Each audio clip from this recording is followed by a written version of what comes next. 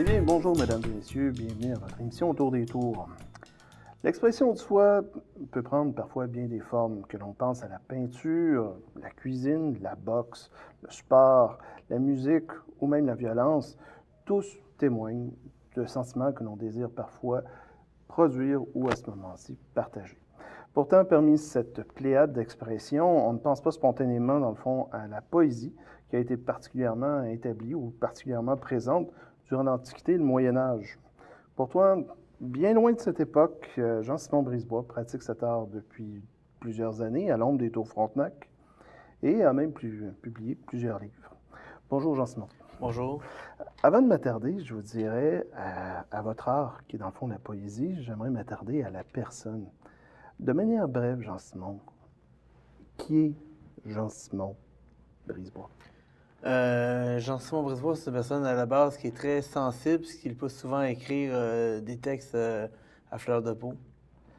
Donc, quand même, c'est surprenant. Lorsqu'on le regarde, parce que j'ai eu la chance, dans le fond, de voir comme certains recueils que vous m'avez transmis, on semble pourtant trouver une sensibilité assez particulière. Beaucoup d'amour, même, à la limite. Et pourquoi exactement?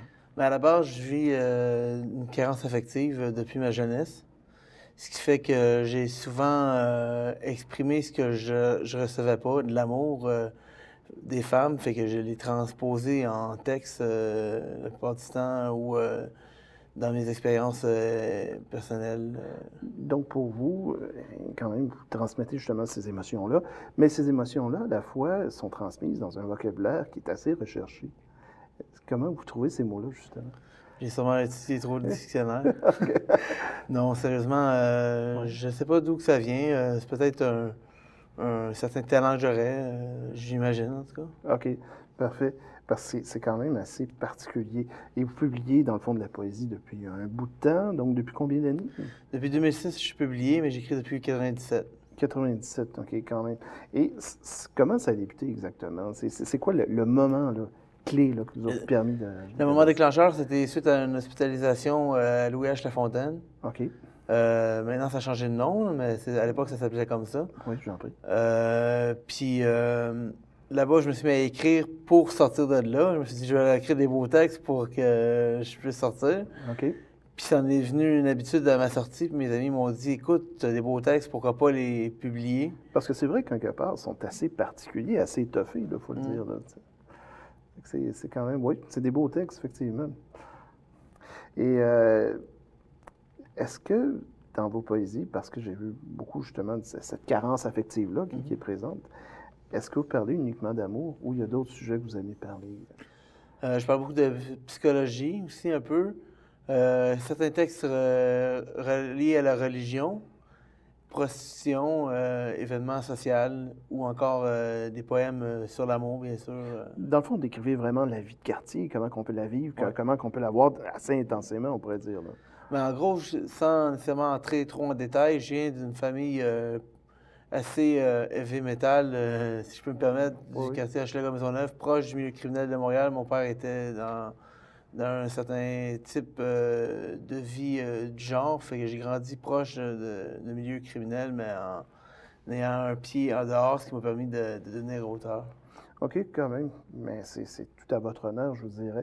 Dans le fond, c'est ce qui nous précise pourquoi vous choisissez ces sujets-là, justement. Parfait. Et quand vous écrivez, est-ce que vous pensez justement à une personne en particulier? Bon, la première muse que j'ai eue, c'est ma mère. OK, Mais par la suite, c'était souvent toutes les femmes que j'ai pu rencontrer. Des fois, ça peut être qu'un simple sourire que je vois d'une personne qui me met à écrire. C'est sur des sujets qui me touchent. parfait. Ça dépend Donc, du pour sujet. vous, immédiatement qu'il y a un contact ou quelque part, il y aurait, selon vous, peut-être une possibilité, là, dans le fond, peut-être d'un amour naissant.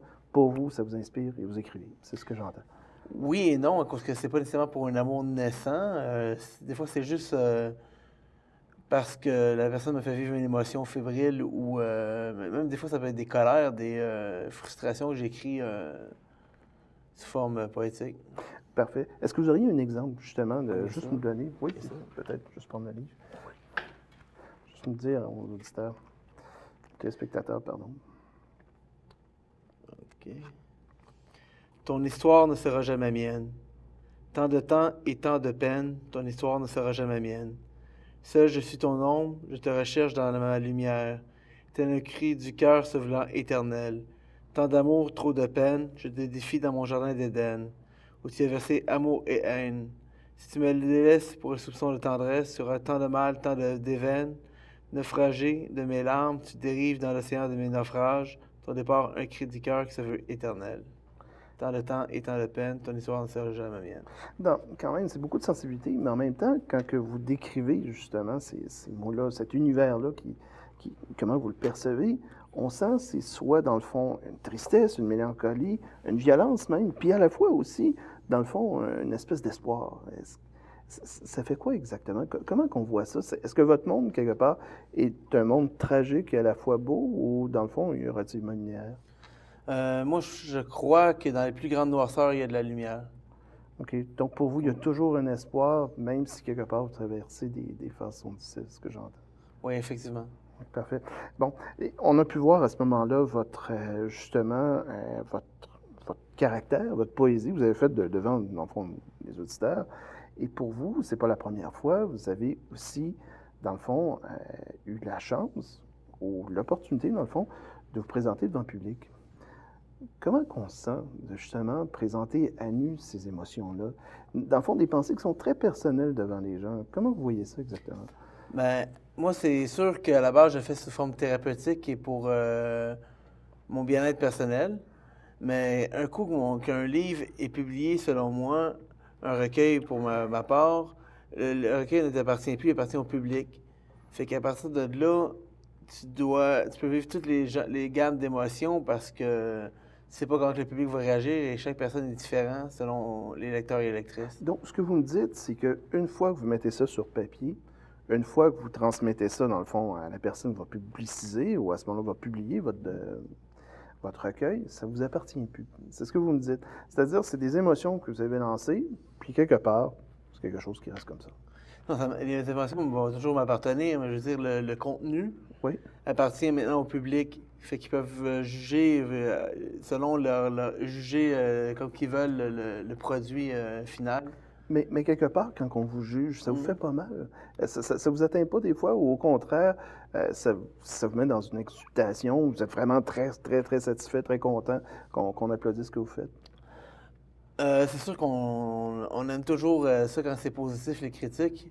J'ai pas eu beaucoup de critiques négatives sur mon écriture, parce que c'est souvent des gens proches de moi qui me parlent, mais je pense que si j'aurais une critique négative, elle m'aiderait à grandir.